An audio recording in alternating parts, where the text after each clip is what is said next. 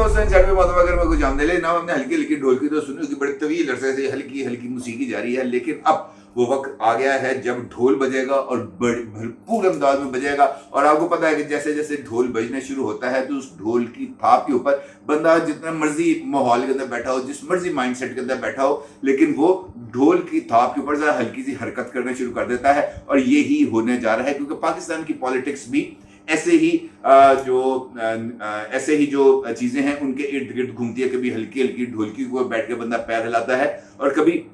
ढोल की थाप के ऊपर आकर भंगड़े डालना शुरू कर देता है। और ये जो हल्की हल्की मौसीकी है इसका दौर गुजरने जा रहा है। और अगर ये ढोल बजाए कोई ऐसी शख्सियत जो एक बड़े तवील अरसे से खामोश हो और वो अचानक मैदान अमल में आ जाए और मैदान अमल में आकर इस बात की तरफ इशारा कर दे कि जनाब अब मेरा टाइम आने वाला है, अब मेरे बोलने का टाइम आने वाला है, अब मेरे सवालों का जवाब दिया जाना चाहिए, तो इसका मतलब ये है कि ये कहानी बदलने जा रही है। और अगर बंदा बैठा भी हो लंदन में और उसको जो है जेल के अंदर मारने की कोशिश भी की गई हो और इस सिचुएशन के अंदर कुछ और बहुत सारे राज अगर वो खोलने पर आमादा हो जाए तो इसका मतलब ये है जनाब कि यहाँ पर सिचुएशन बदलने जा रही है। और आप यकीनी तौर पर दुरुस्त सिमत में आपने जो है आप बात को फॉलो किया है। मेरा इशारा है नवाज शरीफ साहब की तरफ, क्योंकि नवाज शरीफ साहब ने तवील अरसे के बाद पाकिस्तान की तबाही की असल साजिश को बेनकाब करने के अमल का आगाज कर दिया है। और इसके पहले मरहले में नवाज शरीफ साहब ने पाकिस्तान की रूलिंग जनता, खासतौर पर पाकिस्तान की इस्टेब्लिशमेंट, पाकिस्तान की जुडिशियल इस्टेब्लिशमेंट, इन दोनों को ना सिर्फ कटहरे में लाके खड़ा किया है बल्कि इनसे 12 इंपॉर्टेंट सवालात के जवाब तलब किए हैं। अब इसका मतलब ये है कि ये जो 12 सवाल उन्होंने पूछे हैं ये हवा में नहीं है, क्योंकि इन्हीं सवालात के जवाबात के पीछे ही वो तमाम की तमाम साजिश, वो सारी की सारी कहानी, वो सारे के सारे किरदार छुपे हुए हैं जिन्होंने 2018 के इंतखाबात में इमरान खान साहब को इक़्तिदार में लाने के लिए नवाज शरीफ साहब और उनकी साहबजादी को जेल में भेजने की एक पूरी की पूरी साजिश रची थी। इस पूरे के इन सवालात के पीछे वो तमाम के तमाम किरदार हैं जिन्होंने पाकिस्तान की सारी मकबूल सियासी क़यादत को पाकिस्तान के सियासी मंजरनामे से आउट करने की कोशिश की थी। और फिर उसका नतीजा यहाँ पर एक हाइब्रिड रजीम की सूरत में सामने आया जो अपने हर एक काम के लिए पाकिस्तान की इस्टेब्लिशमेंट से जो है वो राब्ता करती थी और पाकिस्तान की इस्टेब्लिशमेंट की उंगलियों के ऊपर नाचती थी। और यही वजह है कि आज वो शख्सियत यानी वो हाइब्रिड रजीम के जो सरबराह है यानी इमरान खान साहब, अपने लिए जो उन्होंने एक सेफ कुशन ढूंढा हुआ है वो पाकिस्तान की साबिक इस्टेब्लिशमेंट ही है। और इमरान खान साहब अपने दौर में होने वाली हर एक नाकामी की जिम्मेदारी भी जो है वो पाकिस्तान की साबिक इस्टेब्लिशमेंट पर डाल रहे हैं। और अब उनके लिए भी इस सिचुएशन से बाहर निकलना बहुत ही ज्यादा मुश्किल होगा। नवाज शरीफ साहब ने सोशल मीडिया वेबसाइट ट्विटर के ऊपर ये जो 12 सवालात हैं ये उन्होंने पोस्ट किए हैं और इसके साथ उन्होंने समा के मारूफ एंकर पर्सन नदीम मलिक साहब की एक वीडियो उसको साथ पोस्ट किया है। और उसके ऊपर नवाज शरीफ साहब ने तहरीर किया है कि ये वीडियो मुलाहिजा फरमाएं, ये है पाकिस्तान की तबाही की असल साजिश। ये उसका उन्वान है और इसके अंदर नवाज शरीफ साहब की तरफ से जो सवालात पूछे गए हैं वो भी बहुत ही ज्यादा इंपॉर्टेंस के हामिल है। नवाज शरीफ साहब ने पहला सवाल पूछा कि chief justice of Pakistan mister justice Umar Ata Bandial साहब हर छोटी से छोटी बात का सुओ मोटो नोटिस लेते हैं, तो क्या पाकिस्तान के साथ होने वाले इस भयानक जुल्म पर भी कोई अज खुद नोटिस लिया जाएगा? अब ये जो भयानक जुल्म है यकीनी तौर पर नवाज शरीफ साहब का इशारा जो है ये प्रोजेक्ट इमरान खान के ऊपर है। और ये प्रोजेक्ट इमरान खान की जरूरत क्यों पेश आई थी ये एक इंपॉर्टेंट सवाल है। अगर आप गौर करें तो पोस्ट इमरान खान इराक के अंदर पाकिस्तान की जो पॉलिटिक्स थी ये दो इंतहाओं के गिर्द घूमती थी। एक जानिब एक मोस्ट पॉपुलर लीडर थी मोहतरमा बेनजीर भुट्टो शहीद साहिबा और दूसरी तरफ थे नवाज शरीफ साहब। और इन दोनों के दरमियान ही जो रस्साकशी थी उसकी वजह से पाकिस्तान का जो सियासी तवाज़ुन था वो किसी न किसी सूरत में बरकरार रहता था। और वो उस वक्त की इस्टेब्लिशमेंट भी इन्हीं दो लीडर्स के साथ सीसा करती थी। लेकिन जो ज्यादातर पलड़ा था वो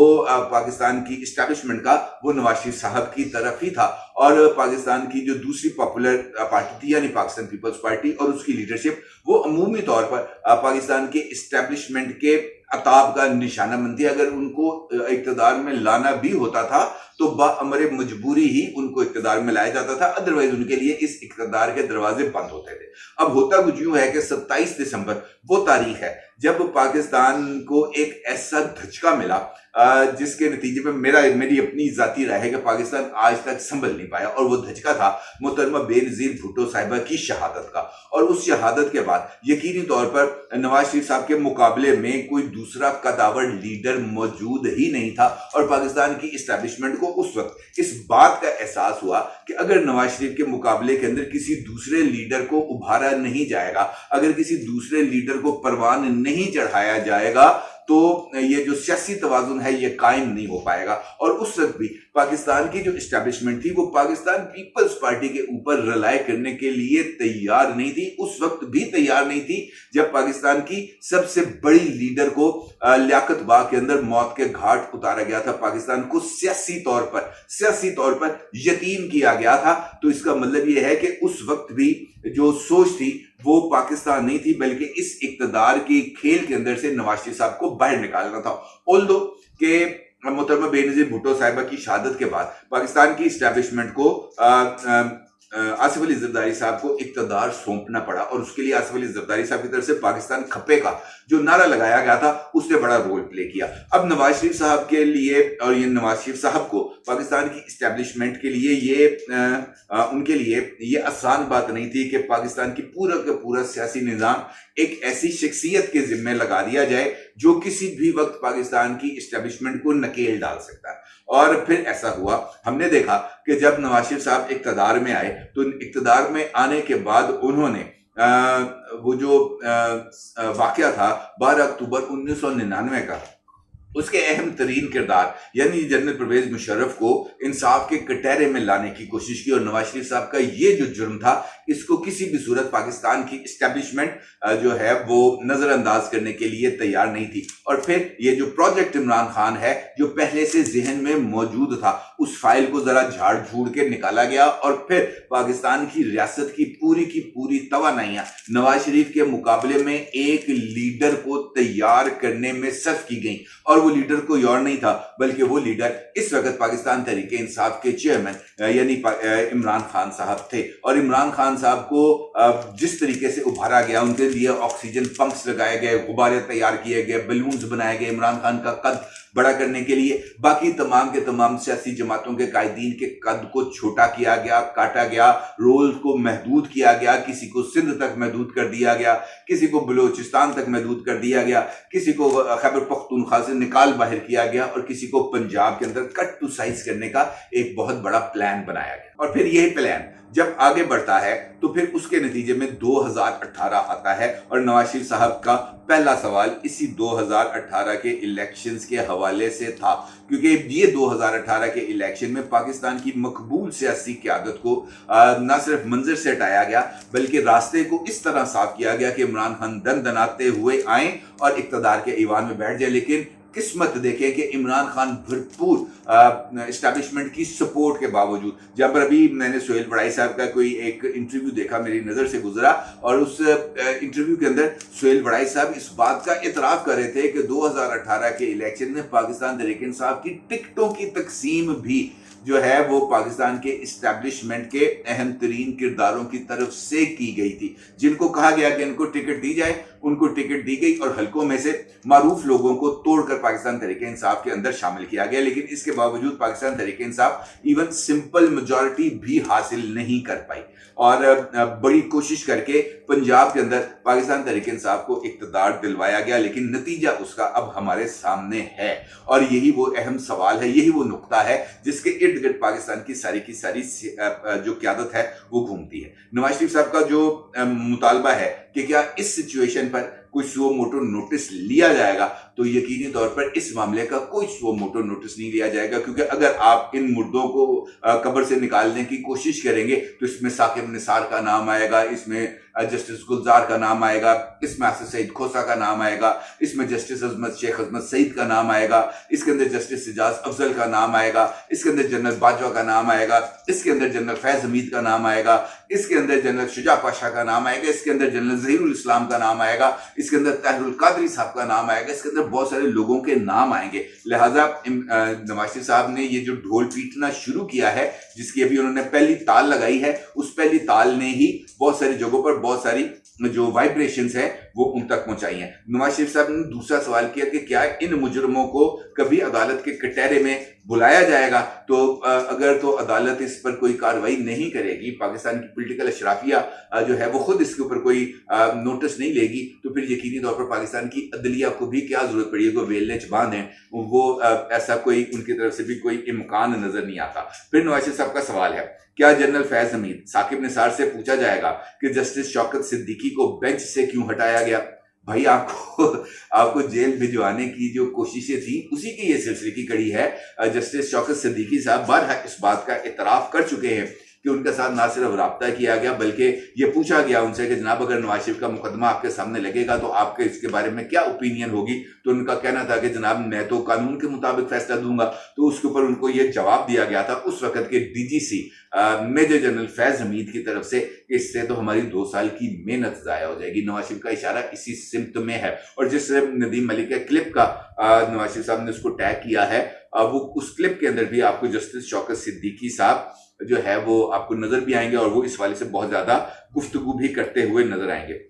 फिर नवाज शरीफ पूछते हैं कि जनरल फैज हमीद ने जनरल शौकत सिद्दीकी के घर 2 मरतबा जाकर क्यों कहा कि नवाज शरीफ और मरियम नवाज को सजा देना कौमी मफाद में है? ये 2 साल की मेहनत क्या थी और नवाज शरीफ को सजा दिलवाने में वो कौन सा कौमी मफाद था? यही कौमी मफाद था जनाब कि पाकिस्तान का जो सियासी मंजरनामा था उसमें से एक मकबूल लीडर के मुकाबले में एक ऐसा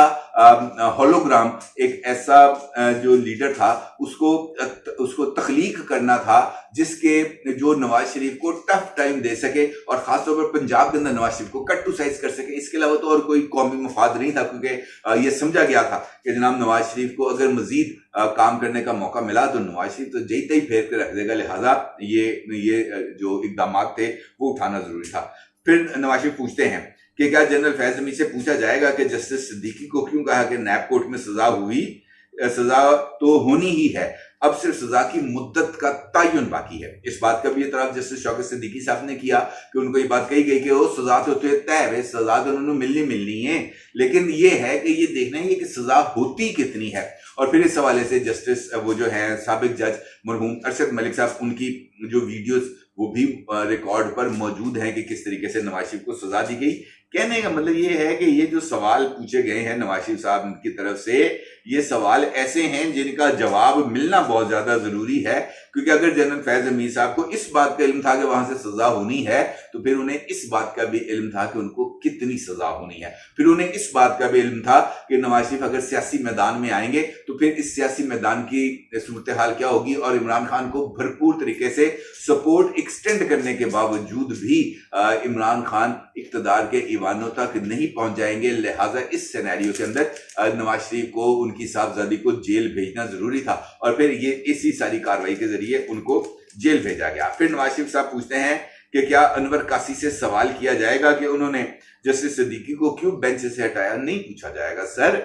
नहीं पूछा जाएगा, लेकिन आपकी तरफ से ये ढोल बजाया जाना बहुत ज्यादा जरूरी है, क्योंकि इसके नतीजे में ये जो ढोल की जो थाप लगेगी, उससे जो वाइब्स आएंगी, उससे जो वाइब्रेशंस होंगी, वो बहुत सारे लोगों के जो दिमाग पर गंद जमी है उसको हटाने में कामयाब होंगे, और फिर जो पाकिस्तान का नया पॉलिटिकल कोर्स ऑफ एक्शन है वो ज्यादा अच्छे तरीके से अडॉप्ट होगा। फिर जस्टिस इजाजुल एहसन जो मॉनिटरिंग जज थे, उनके हवाले से सवाल किया नवाज शरीफ साहब ने कि क्या इजाजुल एहसन से भी पूछा जाएगा कि उन्होंने बतौर मॉनिटरिंग जज इंसाफ के कत्ल में क्या मॉनिटरिंग की थी जो आज तक चलती आ रही है, और क्या जनरल बाजवा से पूछा जाएगा कि उनकी सरपरस्ती और नाक के नीचे ये जनरल फैज हमीद ये सब कुछ कैसे करता रहा। इंपॉर्टेंट सवाल है, और इनकी टाइमिंग देखें, सियासतदानों के लिए ना ये जो टाइमिंग है ये सबसे ज्यादा इंपॉर्टेंट है, क्योंकि ये इन्हीं टाइमिंग्स के इर्द गिर्द आगे जाके उनकी तमाम चीजों का तयन होता है, उनके जो सियासी फैसले हैं उसका तयन होता है। अब कुछ लोग हैं जो नवाज शरीफ साहब की तरह या आसिफ जरदारी साहब की तरह जो बहुत कम बोलते हैं, लेकिन जब बोलते हैं तब वो पूरे के पूरे मंजरनामे को हिला के रख देते हैं। एक जानिब इमरान खान है जो हर रोज बोलते हैं, एक ही बात बोलते हैं, एक ही बात को दोहराते रहते हैं और लोग उनकी बात को एक कान से सुनकर दूसरे कान से उड़ा देते हैं। मस है उनके अपने कारकुनान को, जिनको वो अपनी ही बातों को बार बार याद इस वजह से कराते हैं कि कितने भुल ना जाना कि इन्होंने चोर कहना है, इन्होंने डाकू कहना है, इन्होंने तनकीद करनी है। ये है वो पाकिस्तान का सियासी मंजरनामा। अब ये जो टाइमिंग है, अगर आपको मैं याद कराऊं तो आज से कुछ चंद दिन पहले, 2 या 3 दिन पहले लाहौर के अंदर एक प्रेस कॉन्फ्रेंस हुई थी। मियां जावेद लतीफ ने वो प्रेस कॉन्फ्रेंस की थी और उस प्रेस कॉन्फ्रेंस के अंदर मियां जावेद लतीफ की तरफ से मुतालबा किया गया था कि नवाज शरीफ को इक़्तिदार से हटाने और प्रोजेक्ट इमरान के अंदर रोल प्ले करने वाले तमाम जो लोग हैं उनको सामने आकर अपनी इस गलती का एतराफ करना चाहिए और फिर इस गलती को सुधारना चाहिए। अब अगर आप देखें तो मियां जावेद लतीफ की तरफ से किए जाने वाला ये इशारा नवाज शरीफ ने खुद अपनी जुबान से अदा किया है और नवाज शरीफ ने अब वो हल्की हल्की मौसीकी, जो धीमे सुरों की मौसीकी थी, उनको अब मुस्लिम लीग नून को, हुक्मरान इत्तेहाद को भी इस बात का अंदाजा हो गया है कि ये टाइम अब ये धीमे सुरों वाली मौसीकी का नहीं है, अब ढोल बजाना पड़ेगा और पूरी ताकत के साथ बजाना पड़ेगा और सुबह दोपहर शाम बजाना पड़ेगा। और इसी ढोल के बजाने के नतीजे में जो पॉलिटिकल एसेट्स की हम बात करते हैं कि जनाब वो खो दिया है, ये ढोल बजाने से उस पॉलिटिकल एसेट की वापसी का ना सिर्फ राह हमवार होगी, बल्कि वो जो फ्लोटर्स होते हैं, जो फ्लोटिंग वोट्स होते हैं, उनको भी आप कैपिटलाइज कर सकते हैं। लेकिन उससे ज्यादा जरूरी है कि ढोल भी बजाया जाए, लेकिन इस ढोल का पोल भी खोला जाए और उसके साथ साथ पाकिस्तान के अवाम को हकीकी रिलीफ फराहम करने के भी अमली इकदाम किए जाए। अपनी राय को जरूर इज़हार कीजिएगा। आपको बहुत शुक्रिया। अल्लाह हाफ़िज़।